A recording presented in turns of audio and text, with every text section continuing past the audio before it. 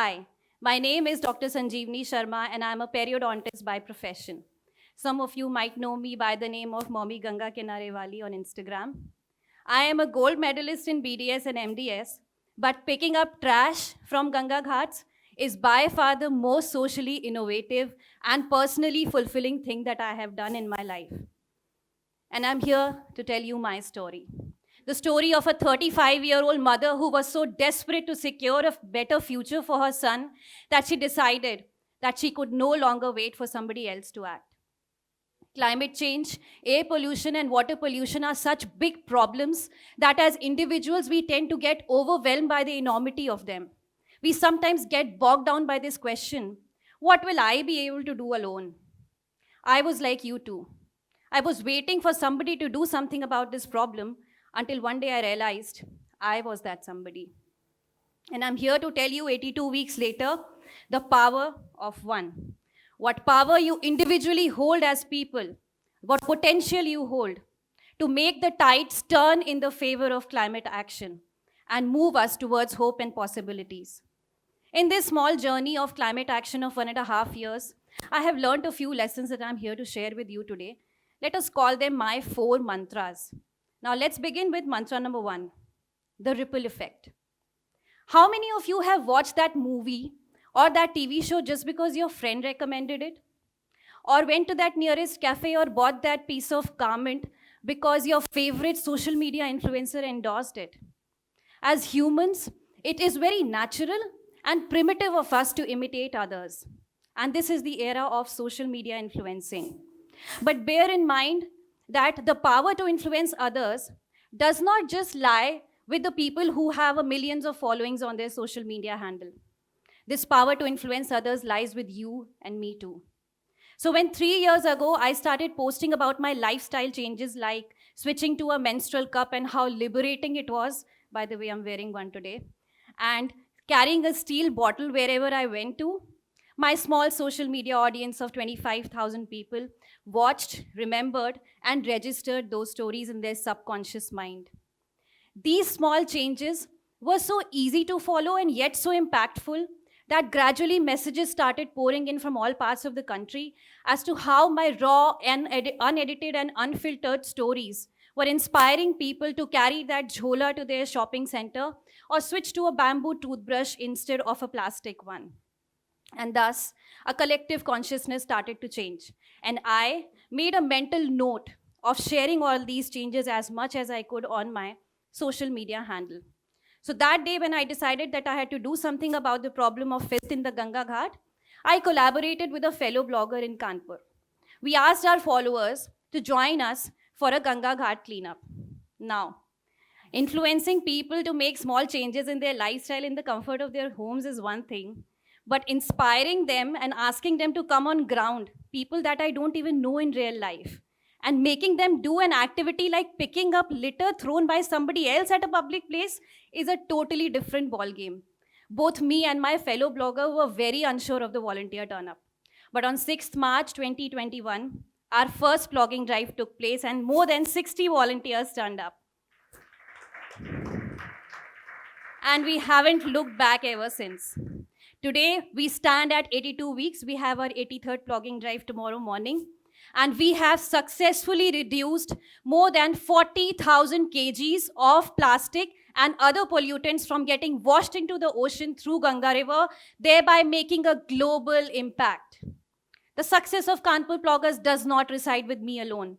It belongs to the hundreds of those volunteers who have been rendering selfless service Sunday after Sunday, and more importantly, sharing about their work on social media. Today, we are a family of 400 volunteers on our chat group and close to 2,000 followers on Instagram. This is what the ripple effect did for us. Not only this, we have inspired multiple plogging groups, not only in our city, but in other cities as well. And our plogging group was inspired by Anuj Ramatri's video on Pune Ploggers, and that is how Kanpur Ploggers got its name. We have normalized the word plogging in Kanpur, making it a common word and promoting an activity that brings the responsibility of a clean city directly into the hands of the citizens. So mantra number 1, the ripple effect. Neki kar, social media par dal. When your heart is in the right place and your intent is noble, you will be surprised at how fast the ripple effect works. Mantra number 2, worry won't change the outcome. Perhaps the most popular lesson that we have learned from the Bhagavad Gita is that we should keep working hard and not worry about the results, right? The easiest to remember, but the most difficult to follow. In our journey of 82 weeks, I am cleaning the same ghat again and again, week after week, something which leads to fatigue and frustrations in our minds. How long are we going to clean this ghat? What is the purpose that we are trying to achieve? You think you can clean the Ganga with your plogging drives? These are the questions that we are asked multiple times, sometimes from our own self, but most of the time from the outside world. But at Kanpur Ploggers, we don't mind these questions. A clean Ganga Ghat is our secondary objective. Our primary objective is to change the collective consciousness. We want to give the people of Kanpur an opportunity to come to the epicenter of water pollution in our city. We want to remind them of the river that they worship and of the pollution that she is suffering from, about which they do not do anything. We give them an opportunity to be a part of the solution instead of being just a bystander to the problem. We believe that if a person picks up trash which is thrown by somebody else at a public place, there will be a change inside his psychology. He will not be littering in future. And when you ask me, how many times are you going to clean the same ghat again and again? I'm going to ask you a question. How many times are you going to mop and broom your same old house again and again?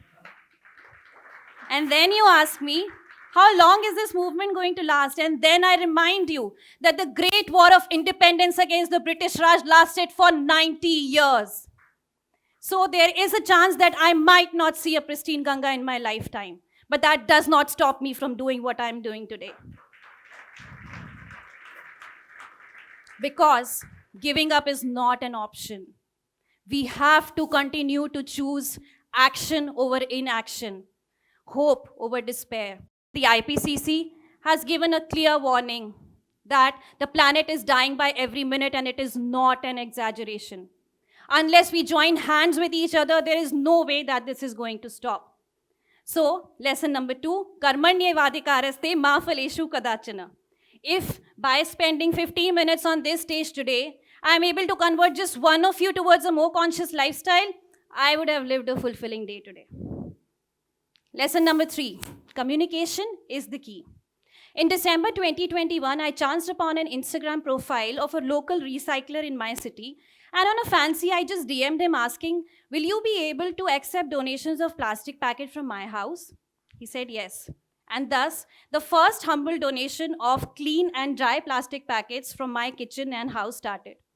Today, more than 120 families in and outside Kanpur are regularly donating their plastic waste, clean and dry milk packets, grocery bags, courier bags, bubble wrap, etc., and preventing it from going to the landfill. Encouraged by this activity, I engaged in a conversation with the local Maggie points located at Ganga Ghat in my city. I asked them to segregate their noodle packets and hand it over to us after every plogging drive every Sunday. They complied. And then I realized that everybody wants to do something about this problem. It's just that they don't know where to go and who to contact. So after multiple social media awareness campaigns and campaigns on ground, we have now successfully recycled more than 2.5 lakhs of plastic packets and prevented them from going to the landfill. Not only this, we and the recyclers together brainstormed to come up with this design of tree guard. Each tree guard is made of 3,800 plastic packets. So now what we have essentially done here, that we have converted plastic that was going to the landfill and would have caused global warming into a product that is now taking care of a tree on the street sides of Kanpur today. And it all started with a conversation, a DM, a phone call. No matter how silly the idea may seem to you in the first place, do not be afraid to communicate it. Make sure that you take positive, constructive criticism and improvise. And remember the mantra number 3, communication is the key. Baat karne se baat banti hai. And when it comes to climate action, just remember some key points. Share relevant scientific information. Talk about the problem as well as the solution. Talk about how urgent this problem is. Lesson number 4, the micro dictates the macro. When it comes to the picture of climate action, there are 4 pieces to this puzzle: individual action, groups and organizations, businesses, and political action. Individual action is where it all begins. Individual action leads to community action and lifestyle change, which sets up a momentum for a systemic change. In a study done in various parts of Europe and Asia, about 80% of the people believed that their individual behaviors can make an impact in tackling this problem of climate change. The IPCC has set up a warning that the climate is changing, and so should we. We can no longer continue business as usual. As individuals, if we don't act as if our house is on fire, chances are that the businesses and the politicians never will. Let me share with you an example. Recently, I went to an event where a major liquor company in India has decided that they are no longer going to pack their individual liquor bottles in mono cartons, thereby significantly reducing their carbon footprints. This is a first of a move in our country. Do you think that this change came solely out of the goodness of their hearts? I don't think so. Where customers go, business incentives follow.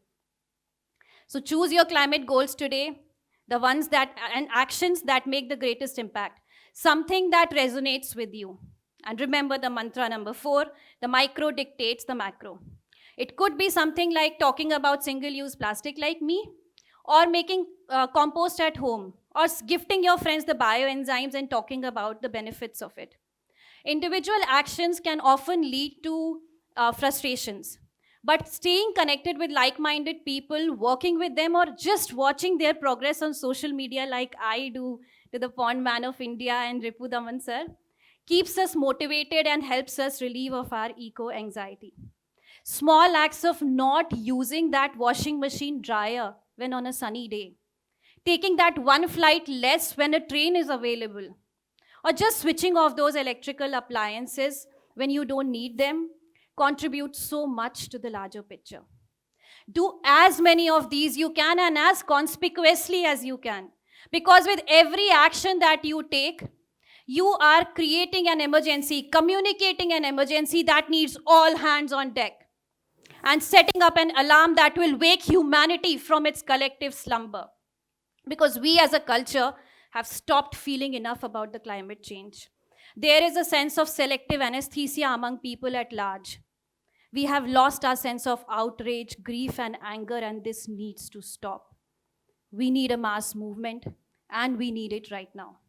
But what we need is a critical mass of people to turn the tides in the favor of climate action. This will only happen if we all join hands together. While as individuals we contribute to a larger picture, make a small part to the larger picture, and it may seem that the businesses and the organizations are holding all power, but in reality they exist to serve us, the consumers and the voters. And this is why I say the micro dictates the macro.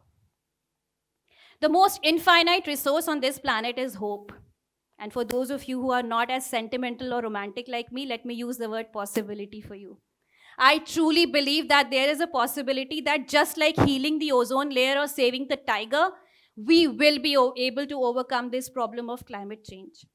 I also believe that our future generations are going to read about this mass movement in their textbooks, just like we read about the Great War of Independence in India. And while your children or your grandchildren will be reading about that in their textbook, they might just tilt their head up from their books, turn towards you and ask, Grandma, Granddad, when this mass movement of humanity against climate change was taking place, how did you contribute to climate action? Ladies and gentlemen, you decide the answer to that question today. You can either continue to choose to be a part of the problem thinking an individual is not enough, or join hands with me and become a part of the solution, believing that an individual is all it takes. Ladies and gentlemen, our children are going to live 10 years younger than us because of the planet that we are leaving behind for them. The warnings given by the IPCC clearly indicate that the question no longer remains what I can do. It has shifted to what I should be doing about this problem. So let this mass movement where we all join hands together to save our planet from this climate change be the biggest inheritance that we give to our future generation today. The future is in our own hands, and it begins right now. Thank you.